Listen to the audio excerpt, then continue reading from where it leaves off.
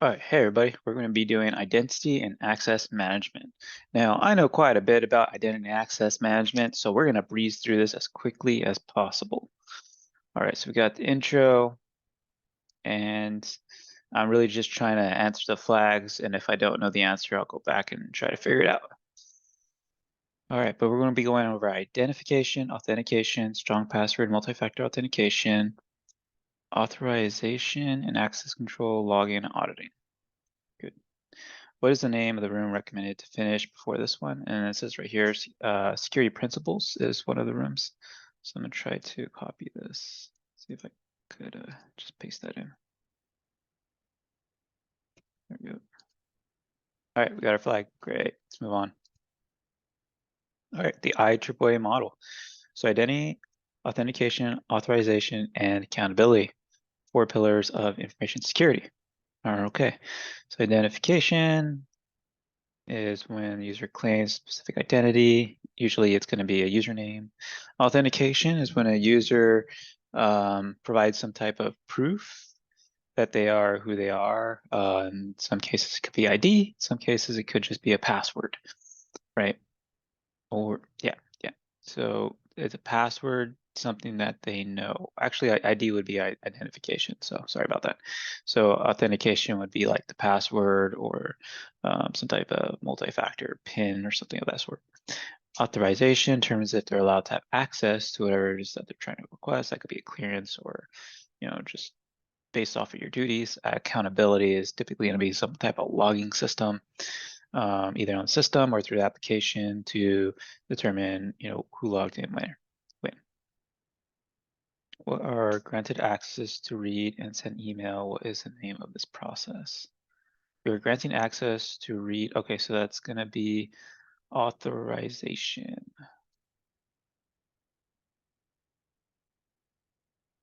Because you're granting access. What process would require you enter your username? That's going to be identification because you're trying to provide your identity information. All right, put that in. Although you can write access, you should only make changes if necessary for tasks. Which process is required to enforce this policy?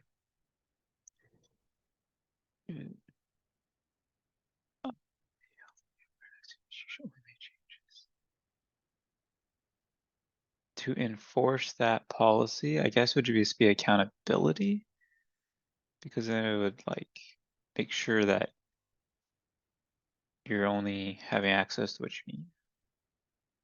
Yeah, that's it. All right, task 3, identification. And here we have some ways of providing identification: national ID, student ID, passport number, mobile phone number. Right. Which of the following can't be used for identification? Email address, mobile phone number, or international code, birth year, passport number. I'd say birth year because, just because a birth year doesn't mean that.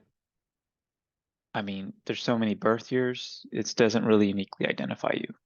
All the other ones do. Which of the following can't be used for identification? Landline phone number, street number, health insurance card number, student ID number. I would say in that scenario, it would probably be identification. Let's see here. This mobile number up here. I guess street number. I feel like street number can be used for identification. Let me read a little bit here.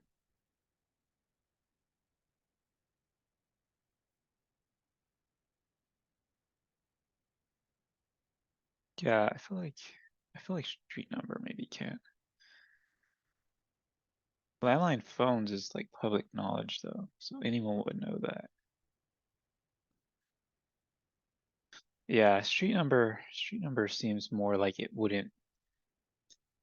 It, many people can live on a street, right? But not many people can have one phone number. So that one-to-many relationship, whereas you have a many-to relationship with the street, one person can live on many streets, and many streets can house many people. So it just doesn't really add up for good identification. Okay, let's see here, multi-factor authentication. When you want to check email, you enter the username and password. What kind of authentication is your email provider using? You enter username. They're using something you know, something you have, something you are, something. All right, something. So that's something you know. Your username and password. These are the different types of multi-factor authentication, or yes, different types of authentication you have, and well, when you include multiples, so if you add these two, that would be like a multiple, right? If you include these two, it'd be a multiple form of authentication. Your bank lets you finish most of your banking operations using its app. You can log into your banking app by providing your name, password, and then entering the code received via SMS. What kind of authentication is the bank using? So you can log. So it's using something you have, something you are. It sounds like it's using 2FA. Yeah, there's multiple authentications there. The app and your username and password. All right. Your new landline phone system at home allows callers to leave you a message when the call is not picked up. You can call your home number and enter a secret number to listen to the recorded message. What kind of authentication is being used here?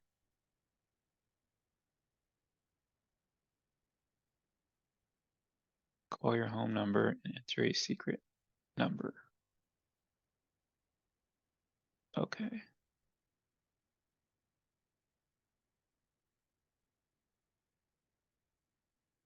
I think that's just something you know.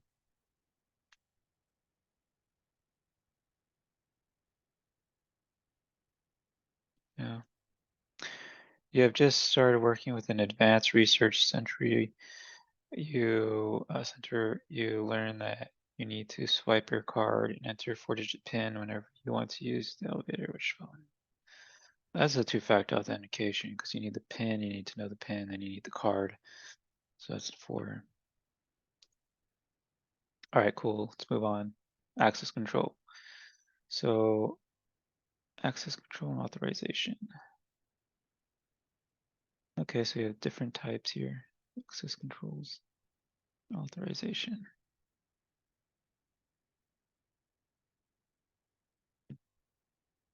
Okay. Once authenticated, users should be granted the proper level of access. Position specifies that the authenticated user should be allowed to access and do. Return to the gym. Example, we expect a gym paid member to be authorized to access any training equipment during set business hours. The subscriber can't borrow and take the treadmill home. Okay, obviously they can't do that.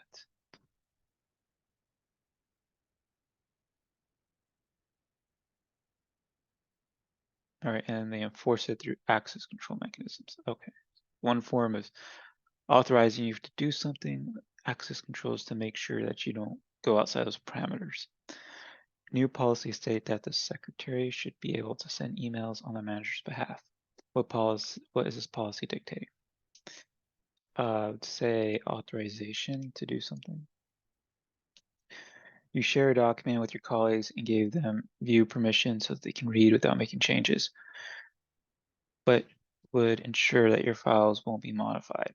Access controls. You probably like set their permissions so they can't do certain things. Hotel management decided that cleaning staff need access to all the hotel rooms to do their work. What phase is this decision part of? Authorization, so they need authorization to do that. Task 6, logging. All right. So logging, you can use SIEM, Security Information Event Management System. It's a system that will have agents, or it could be agentless, installed on a computer so that those agents will then radio back to its main SIEM system, and the main SIEM system will collect those logs remotely from those devices and store them in a centralized location. And this is great in the case that you have a hacker who's gained access to your system. While they may be able to delete the logs on that local host, they still need to delete the logs on the SIEM system, right? And most likely they won't be able to get to it because it's going to be hardened, it's going to be protected by the network. So we'll just move on. Guys, and by the way, I have a CISSP, so like this information is just, I already know it. I've studied it for almost a year now. So I'm just breaking down very quickly for you. All right, what is IDM? Identity management, of course. Identity management is managing those identities. Use technologies, processes to do that. What does IAM stand for? Identity and Access Management. All right, so what's the real difference here? Let me read this. IDM is essential component of cybersecurity, refers to the process management and controlling of digital identities, involves management of user identities, their authentication, authorization, and access controls, and the other one is identity and access management. IDM is a more comprehensive concept than IAM. Okay, IAM. IAM encompasses identity management. Okay, identity access management encompasses all processes and technology to manage secure digital identities and access rights. IDM includes various functionalities such as user provisioning, access control, identity governance, and compliance management. IAM systems ensure that only authorized users have access to specific resources and data, that their access is monitored and controlled. Okay, so IAM includes the processes for the management of identities, and it's also the administrative part, where IDM is mainly the technical implementation and the management of those identities. Okay, makes sense. Moving on. All right, task 8, attacks against authentication. So authentication, you know, brute forcing, password attacks, man in the middles, like, yeah.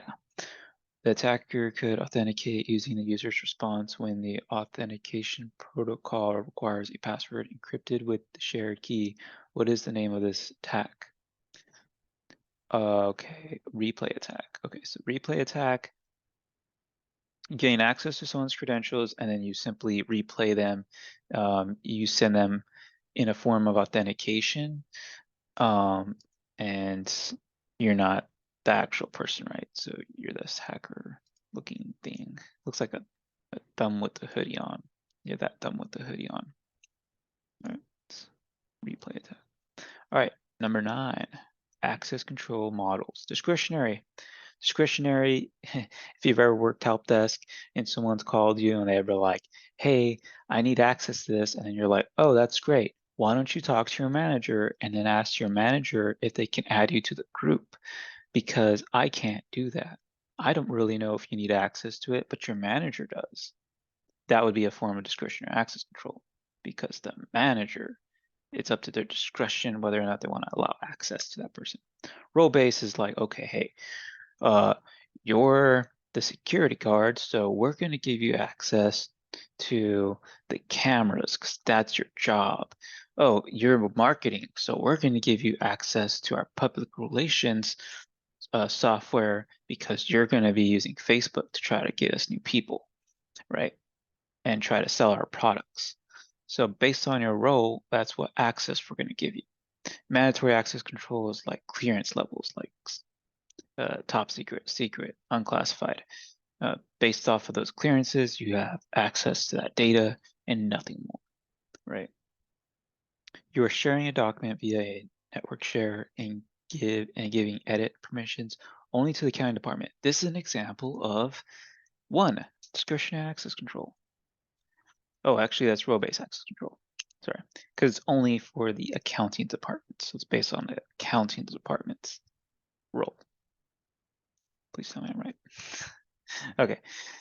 You publish a post on social media platform and made it visible to 3 out of your 200 friends. What control did you use? Discretionary access control. You're saying Bob and Sally can see this picture of a cat, but my boss can't because they don't like cats or whatever. I don't know. Task 10, single sign-on, easy. You sign on to one service and it gives you access to other services.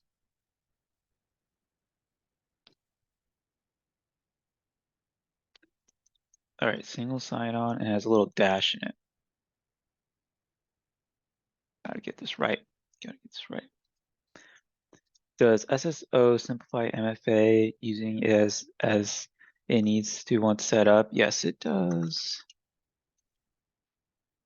Is it true that SSO can be cumbersome as it requires the user to remember the different passwords from various? No, it doesn't, because once you authenticate to one service like Google, you can use that to authenticate to other services through like a federated single sign-on that allows you access to other services, right? Like, I don't know, you log into your Google and like you getting access to Nike.com. They'll let you sign in with their Google, account or something like that.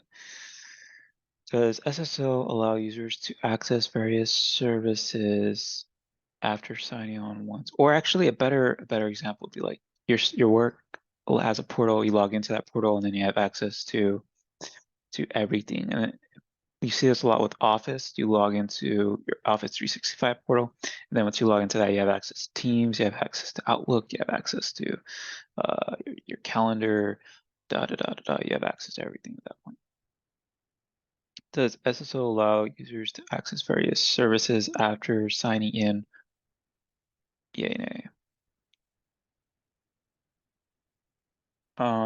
Does it allow access to various services? Yes, I'm sorry, I zoned out a little bit there. It's been a long day today. Does a user need to create and remember a single password when using? Yeah, they do. They need to know at least a single password. All right, scenario. So let's take a look at the scenario. All right, so select the option that best describes text in green, solve all questions, get the flag. You have 45 seconds to answer all questions. You have 3 attempts and 2 hints. Each correct answer will add 10 seconds to the countdown, give you more time to solve the next. Let's start this, baby. Has unlocked the computer and went to the cafeteria to have lunch. But that person has been doing numerous blue team rooms recently. Therefore, when he came back, he checked the invalid login attempts that took place while he was away. He found this login attempt failure. He knows that someone tried to log into his account but failed. What makes such auditing possible? Logging.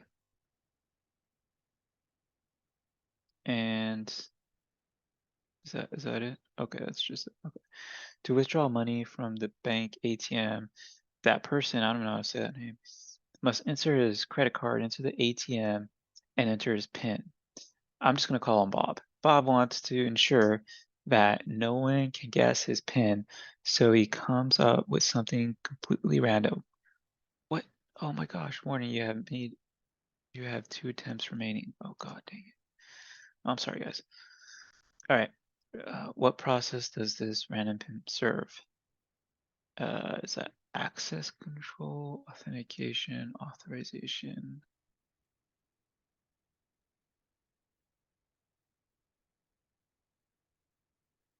I think that's just authentication. Yeah, got it. After a lengthy meeting between different concerned departments, the newly decided policy is granted to the management personnel read-only access to the accounting data. Policy is granted to management. Authorization. Bob decides to beef up his skills in cybersecurity. He opened up his web browser to log into TryHackMe. In the username or email field, he writes and then proceeds with this. What process is this? Identification. Julia called the IT department. The support personnel asked for her name and she replied, her name? What is the name of this process? Oh my gosh. Identification. Still haven't enrolled his fingerprints. Bob unlocks his phone, drawing a pattern. What does the phone unlock do? Authentication. Joanna noticed that her smartphone was blinking as the new message had arrived. To unlock her phone, she uses her fingerprint. What process is this? Authentication. After finishing the Linux course, Johanna now knows that on Linux systems, the password file is readable to everyone, unlike the file shadow as shown by a simple ls-l, for example, password. What do you call the instructions imposed by the operating system? I would say that's access control. Thomas checks his computer log regularly. He comes across the following. All right. Password. But he was on vacation, so it must be intruder. What process makes logging? Always forget strong passwords. Thomas decides to use a passphrase that involves imagination. 11 white horses. What does a passphrase help with? Authentication. I got it, guys. Oh my god. I honestly didn't think I'd get it. I was stressing out, man. I was like, this is moving too quickly. All right. So by the way, that was access dim / access / control. All right. Oh, conclusion. We made it all in 30 minutes. All right. We're done. Confetti. We did it.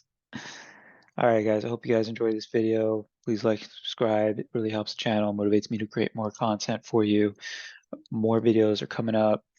And if you don't know already, I'm studying for like the OSCP. I already bought my course to the PIN 100, 200. So I'm going through those now. Once I finish the 100, I'll make a review on it. So stay tuned. That's why you want to subscribe, because otherwise, how are you going to get access to all this quality content, right? So anyhow, Danny out.